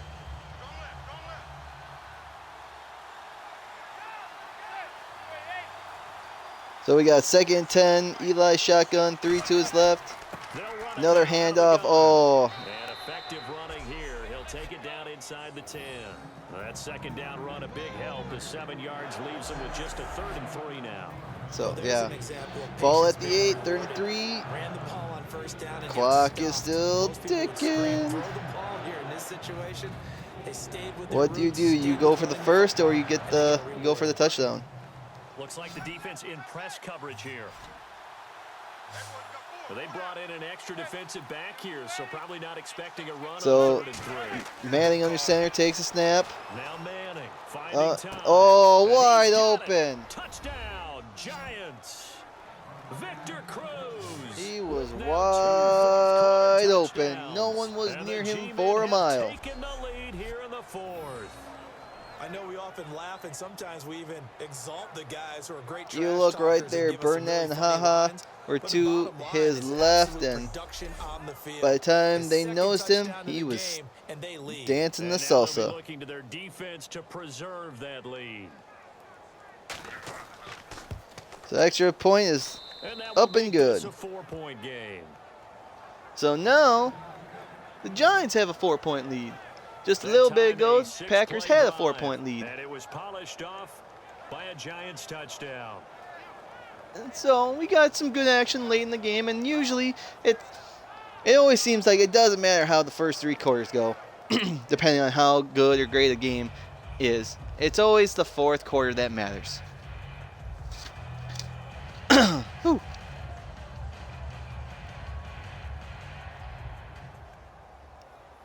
So what we got? We got 6:21 left in the 4th. Green Bay trailing by 4.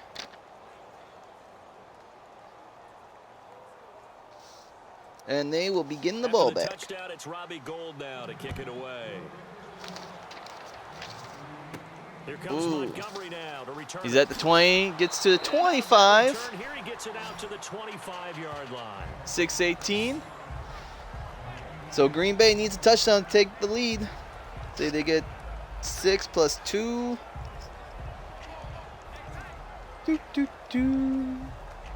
That would be another 4-point swing. But if they just get the 6, that would just be a 4-point lead. And that last drive, so effective in the passing game, resulting in the Or no, touchdown. it'd just be a Maybe not many 2-point people lead. focused on the trenches. There was good protection there. Excellent protection. Plenty of time, hits his crossing route, gets to the 30. Get down to those starters blocks like you're a sprinter. 6 minutes and counting. Those guys on Like, offense and find a way when you're trailing and have about 6 minutes left, all 3 timeouts. Easier said than done, though. Depending on how much you're trailing by, But they've gotta either try something, 'cause right now, by a they're just point cutting to or shreds. by 8. The key is to Second down obviously to the move the offense, gain chains, 5 yards. but also take as much time off the clock. You don't want to give your opponent any time left if possible. And that puts your opponent into when do we start calling timeouts to preserve time. Field, he's got Nelson. They pick up 12 on the play. That's always one of the great debates. When you're winning, obviously you don't want to use any timeouts because you feel your defense can stop Pretty nice performance. the opposing Not only offense. that, which usually means you're putting a lot of pressure But on guys if you trying know to that cover. they're moving the ball efficiently, They put over 250 they're getting the yards range on to you, take the you got a lead, long you want some day. time The left. key to everything, But yet, you're doing it without throwing how many interceptions and timeouts do you turning want to the leave ball yourself? over. Any timeouts? No timeouts? It's a great debate. It's like you want no timeouts and like 3 minutes to play. On first down. And no escaping this time as he'll go down. They got him for a Rodgers sack. would have just took off The running corner at that blitz point. gets there as he goes down for a loss of Madden, 7. get your And plays like that act really hurt play calling. right. They had a really nice gain on the previous play, but gave about half the yardage back I on the mean, sack. Excellent pressure yes, up Rodgers front. gets Nowhere sacked to go from with the time to football. time, but in all Down he honesty, goes. Rodgers would see that he roll and start running. He would not jog. But anyways, going back to what I was saying. Like now there's going to be 4.5 On the minutes outside, left. They're playing press coverage. Giants are in good position here. Green Bay would almost have to go for it on 4th down. Almost, but they still have all 3 timeouts, which is a plus for them. And incomplete there. A Ooh, nice hit. close one Drives there, the ball almost free intercepted. And brings up 3rd down. After watching him But- drop that slant, I can hear my old coach's voice ringing in my ears right now. Now, You here's can't 3rd run and with the 17. ball until you catch it. Trying to get those rack yards Green Bay before doesn't he get the secures first it. down. So incomplete on 2nd down. Now they'll look to convert here on 3rd. The big question becomes, is it 4th down territory? One receiver left, 2 to the right. On 3rd and long, it's Rodgers. He's got time. And He took the contact as he was throwing it, and the ball drops in. they have all complete. 3 timeouts. Nobody was And I'm open pretty sure they're downfield going there. to punt Like it. a pretty clear throwaway. Yeah, definitely was that. I'm wondering why. I'd be a little surprised if the computer says Green Bay is going to go for it with 4:13 left. Yeah, they're going to punt. They get away with everything. Spoken like a true defensive So back. Giants defense did what they needed to and prevent the Packers from moving down the field. They got that sack, which was kind of BS in my mind. But, you know, it's just a video game. We'll see how accurate Matt is. Next week, I am going to be doing an AFC game for the divisional round. It depends who plays who. Which one sounds more interesting? But then, in 2 weeks, I will be simulating both the NFC and AFC championship games. So double duties. Then in the during the Pro Bowl week, if they have the Pro Bowl teams, I might. But otherwise, I plan on doing a 3rd place game. Oh, too much. And now he, oh my. What? He will finally be taken down, but not before he reaches the 38. That was their running back, which I'm pretty sure was in the backfield to start that play. But Eli was in the pocket for at least 5 seconds. And why are... Oh my goodness. Whatever. Whatever.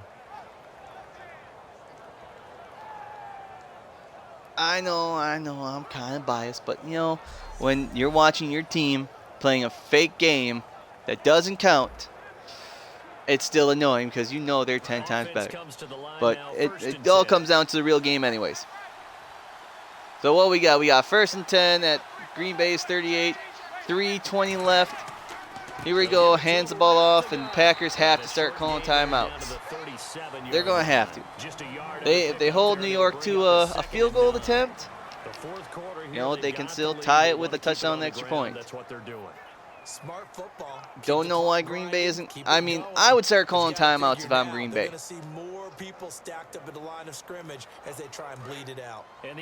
Because now we're at 2:45. Oh, he's passing it. Oh. Oh. And brought down, but not before they're inside the 25. I have a good feeling that's going to go down to a 2-minute warning. What's that? Like I said, the timeouts. When do you start calling timeout? It's like, in a way, yes, you're happy you didn't waste timeout on the previous play because they end up getting the first down. But you have less time now if you stop them. 4th quarter, 2-minute warning about to hit, and it looks like they're going to get one more play in. Be interesting to see what they try and do on this play. Do they try and take a shot, or do they just try and get to the 2-minute warning? Time for a break. So we got 2 minutes left. The Giants up by 4 and looking to pounce. So it's Giants football here as we welcome you back. They've scored 22 points in the 4th quarter, while Green Bay has only scored 7. Wow. They've came alive in the second half. Obviously, scoring all 32 points in the second half. Green Bay has scored only 1 touchdown per quarter, so 1st and 10 at Green Bay's 24. Green Bay still has all 3 timeouts, and they're going to start using them to preserve as much time as possible. Handoff. Oh, but he got him on the face mask. Jake Ryan grabbed him by the face mask. You could tell, even knowing it's a video game. So now it's going to be 1st and 10 at the 13. They can only get 1 more first down unless Green Bay causes like another personal foul or something. And these fans are reckless. This defense needs to force some takeaways, and you know, none better than right now.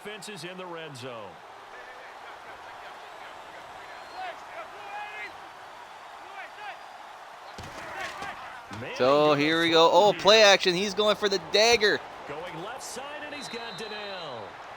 Timeout Green Bay. Ball at the 7. 6-yard gain. Or 7-yard gain, whatever. 2nd and 3. Little risky there in my opinion.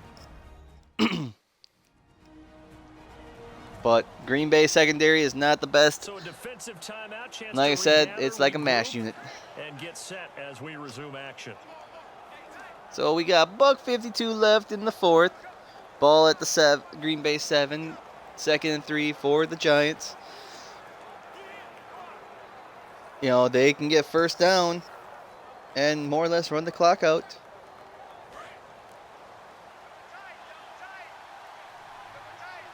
They get stopped here. Green Bay calls timeout. They get first down. Green Bay calls timeout. That's game. There's a handoff, and he is stopped for loss of 1. Timeout Green Bay. That'll be their second, so one more chance to stop the clock here, and we'll be back. And now following that time, so we got $1:47 left. The great debate. Do you risk throwing it just for 4 yards to get that first down? Or do you run the ball, trust in your running back to pound it in there for 4 yards? Or even 8? Anything can happen. You know, botch snap, fumble, they throw it, in pick 6. Who knows? But here we go. This is the game. Game is on the line right here. The Giants just need 4 yards to kill it. Eli takes snap. It's a pass. And he takes this down to about the 2 Oh, going out of bounds. that'll be the game. Green Bay can only stop the clock one more time. Well, they've had a great, impressive drive going here, and that pickup ensures the drive continues. And I'm sorry, man. Just like week 17. But you make your own defense happy. And half the time, it looks like you're going to get wrong once again. But that's just me speaking for myself. Never know. First down and goal, the offense knocking on the door. And he gets the final timeout by Green Bay with a $1:39. Now hang on here. Ball set the 1. Timeout called by the defense. Oh, but yet game's not over. That's okay, man. I mean, it could happen. I've seen crazier things.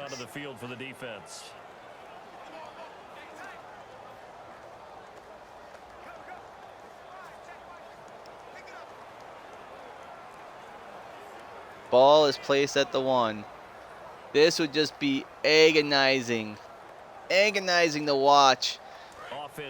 If your team is losing, the opposing team has the ball at the 1 yard line and they're winning, you know, by more than a field goal. From the 1.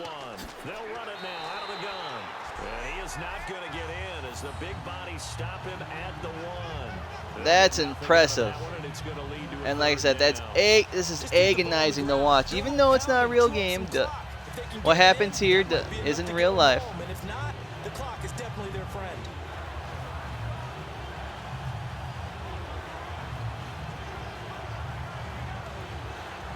Oh, we got. There's going to be about a minute left before a little less than a minute.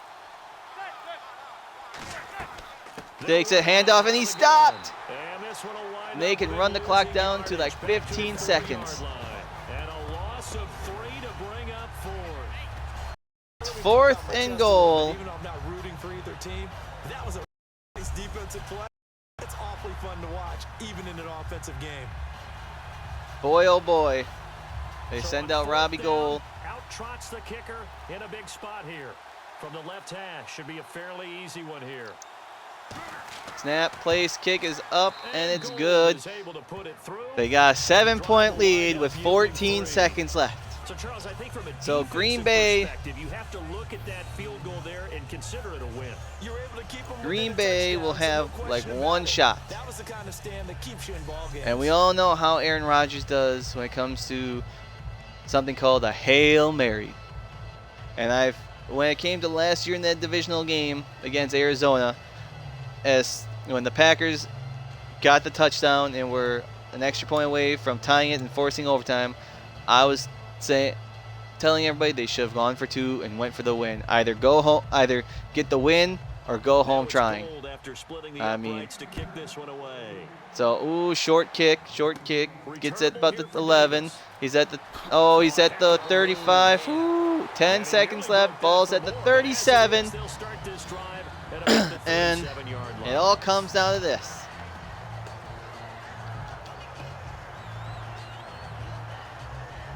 Ten seconds, no timeouts. Ball's at their own 37-yard line. We all know what's coming.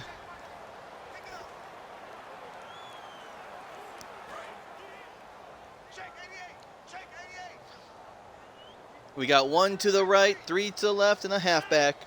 Shotgun formation for Rodgers. He takes a snap, throws it to the left side, and is knocked down. 6 seconds left. I like the boldness, and I like that they took a shot downfield, but it was well covered. He was able to get a hand in. I mean, Aaron Rodgers last year, he was 2 for 3 when it came for Hail Marys. But everybody knows it's coming. Everybody knows it's coming. So, just nice knockdown. 6 seconds left. And in all honesty, how Aaron Rodgers plays, scrambles, keeps the play alive, he has the best chance of avoiding tacklers just to heave it down there. He has the arm strength. Here we go. Quick to the left yet again. Knockdown. 2 seconds left. I don't know if I like how the computer is predicting this. He's trying to do that quick dump, and the fans, you can hear booing. It's just a quick release, because even if someone on the Packers caught it, they're going to be well short of the end zone. Defensive guys actually got it done and knocked it away. So this is it, the final play, wild card weekend. If it came down to this, I mean, it'd be worth watching. But okay, they got everything flipped. 1 to the left, 3 to the right, and a halfback. 4-man rush. Rodgers throws it, and it's intercepted. That's the game.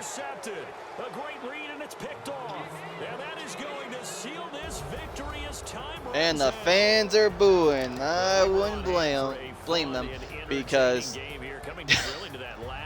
I don't know about Aaron Rodgers shoving the cameraman away, but I mean, the Giants just came on in the fourth. 25 points. 25 points in the fourth quarter alone, which is unbelievable. And unbelievable. But I mean, it was still a good game. Still a great game. Giants just pulled back, came out of nowhere. 25 points in the fourth quarter. If you score 25 points in the fourth, you more or less are going to win. But, that's what man's predicting. I say otherwise. I still like my Packers. To be honest, I think it's going to be one of those close games. Maybe a 10-point victory in the end.